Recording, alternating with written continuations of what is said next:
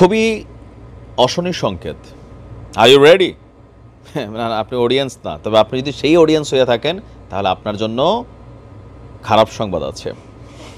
মানে এই ঘটনাগুলোর পরে সমগ্র জাতির মধ্যে কি রিয়েকশন হবে, মাঝখানে যে জিনিসটা থাইমা গেছিল সেটা আবার উঠতে পারে, কোনটা বোঝার নাই। তবে এই খেলা অতীতেও ঘটছে। অতীতে যখন এই ঘটনাগুলো একটা রাজনৈতিক সরকার করত, স্বাভাবিকভাবে আমজনতার মনে মনে হইতো আরে কিসের প্রতিশোধের লেগে করে, এটা বোঝো না, আওয়ামী লীগেরটা বিএনপি করে, বিএনপিরটা আওয়ামী লীগে করে, মানে এগুলো জাস্ট কথার জন্য কথা। বাট রাইট নাও ডক্টর ইউনূসের সরকার যখন যে কোনো কাজ করছে, এটাতে কিন্তু মানে ম্যাক্সিমাম মানুষের, যারা একদম কঠিন আওয়ামী লীগ আগে পিছিয়ে ছাড়া কিচ্ছু বোঝে না, নেতা সঠিক করুক ভুল করুক অন্যায় করুক ভালো করুক মন্দ করুক কিচ্ছু বুঝি না, বস ইজ অলওয়েজ রাইট, তারা ছাড়া যারা সুস্থ মানুষও আওয়ামী লীগ করে, দুর্নীতি অন্যায় লুটপাট এগুলো পছন্দ করে না, তারাও কিন্তু এটাতে কিছুটা তো খেপবে। এবার আসেন ঘটনা কি। গতকালকে ডক্টর ইউনূস সাহেব যে বক্তব্য দিয়েছেন জাতির উদ্দেশ্যে, খুবই গুরুত্বপূর্ণ কিছু আলোচনা করেছেন, যে আলোচনাগুলোতে আওয়ামী লীগের কোমর ভেঙে যাবে, অনেক আওয়ামী লীগ নেতা বাংলাদেশ ছেড়ে পালিয়ে যেতে হবে, তাদের পরিবারের সাথে কেউ আত্মীয়তা করবে না, ছেলেমেয়ের সাথে কেউ বন্ধুত্ব করবে না, নানান জায়গায় তারা লাঞ্ছনারও শিকার হবে, কারণ তাদের চেহারা জাতি দেখতে যাচ্ছে। কি দেখতে যাচ্ছে? অন্তর্বর্তীকালীন সরকারের উপদেষ্টা বলছেন গত 15 বছর যাবৎ দুর্নীতি, অর্থ পাচার, জনস্বার্থ বিরোধী বিভিন্ন নীতি এমনকি বিভিন্ন চুক্তির কারণে মানুষের জীবন অতিষ্ঠ হয়ে পড়েছিল। তাই গত 15 বছরের দুর্নীতি, অর্থ পাচার, জনস্বার্থ বিরোধী চুক্তি স্বাক্ষর, প্রকল্পের নামে যে লুটপাট চলছে, এই সকল কিছু নিয়ে একটা শ্বেতপত্র প্রকাশ করা হবে। আর সেই জন্য মানে ডক্টর ইউনূস সাহেব যেটা করেন কি, আগে কাজ করেন পরে আলোচনা করেন, যাতে সময় পাওয়া না যায়।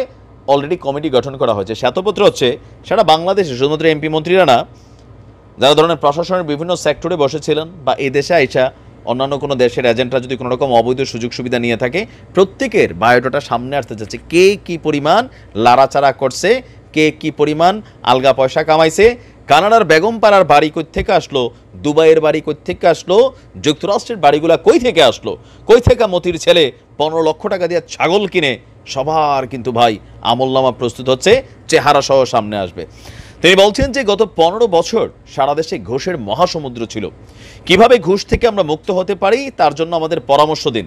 শুধু এই কাজটা নিয়ে অগ্রসর হতে পারলেই আমি মনে করি আপনার দেশের জন্য এই সরকার একটা গুরুত্বপূর্ণ অবদান রেখে যাবে বলে স্মরণীয় হয়ে থাকবে।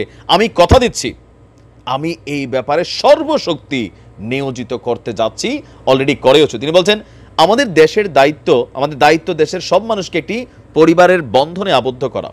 মতভেদ থাকবে, বাকবিতণ্ডা হবে, কিন্তু ভাই বোন আমরা, বাবা মা আমরা, কেউই কারো শত্রু না, কাউকে তার মতের জন্য শত্রু মনে করব না, কাউকে ধর্মের কারণে শত্রু মনে করবে না, লিঙ্গের কারণে শত্রু মনে করব না, আমরা সবাই সমান, কেউ কারো উপরে কেউ কারো নিচে, আমরা এটা না। কি এই কমেন্টে যারা লিখছো দেখছো ডক্টর ইউনূস কি বলছে? বিমত হইলেই তো ভাই তোমরা গালাগালি করো, কে ভালো হয়ে যাও। মাসুদ ভালো হয়ে গেছে কারণ মাসুদের উপর ছাতা নাই। যে বলো যে ভাই তুই দেশ, এ বেটা এটি বাদ দে, ঠিক আছে? এগুলা বহুত দীক্ষা কিন্তু এই পর্যন্ত টিকা রয়েছে, ঠিক আছে? আর দেখুন ইউনূস সাহেব যে আইন দিছে ঠকে দেবে কিন্তু, হ্যাঁ, সাইবার ক্রাইমে।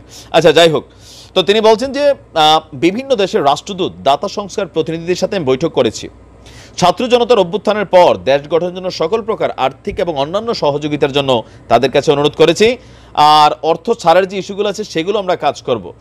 আগামীর লক্ষ্য যেটা আছে সেটা হচ্ছে একটা সুন্দর বাংলাদেশ, যেখানে ঘুষ দুর্নীতি থাকবে না, লুটপাটের সুযোগ সুবিধা নাই। আর কোনো সরকার করলে সেটা সিস্টেম অটোমেটিক এটাকে ডিফিট করবে, পরবর্তী সরকার না। বলো না, আমরা প্রথমেই তো বলে নিছি ভিডিওর প্রথমে, যে আমরা মনে করি আওয়ামী লীগ বিএনপির নামে কইব, বিএনপি আওয়ামী লীগের নামে, আরে কিসের 10 টাকারটা 10,000 বানিয়েই কইব। বাট এই শ্বেতপত্র প্রকাশ হতে যাচ্ছে, আর ইউ রেডি? আসতেছে কিন্তু নামটা কে কি পরিমাণ কামাইছেন। আমরাও জাতির অপেক্ষায় আছি, রাজনীতি করতে পারি, যে কোনো দলকে আমরা সাপোর্ট করতে পারি, কিন্তু দলের লুটপাট অন্যায় অত্যাচার এগুলো সহ্য করার সুযোগ নেই। যতটুকু বলার সক্ষমতা আছে ততটুকু বলতে হবে নিজের জায়গা থেকে। ভালো থাকুন, আসসালামু আলাইকুম।